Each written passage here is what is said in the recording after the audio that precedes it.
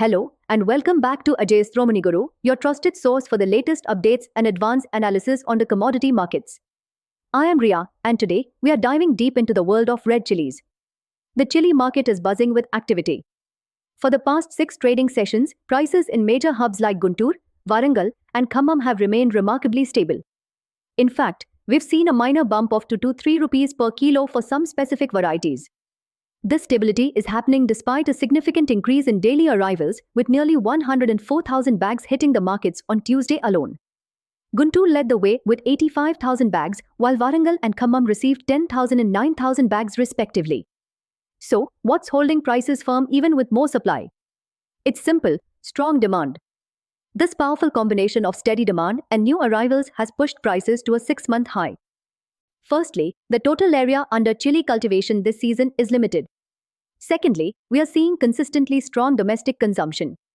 And finally, robust export orders are adding to the market's strength, especially for premium varieties like Teja and Teja Deluxe, which are currently trading between 150 to 160 rupees per kilo. There's also another key factor at play. Many farmers and stockists are cautiously holding back their supplies. This retention of stock is providing crucial support to the current price levels. However, we must also consider the wild card, the weather.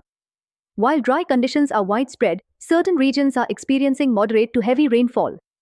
This raises a concern about the quality of the standing chili crop. Excessive rain can lead to a higher percentage of inferior produce entering the markets, which could impact the overall quality and, consequently, the price dynamics.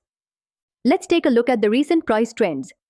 Our data for Warangal shows dry chili prices averaging around 176 rupees per kilo, which is about 17,666 rupees per quintal.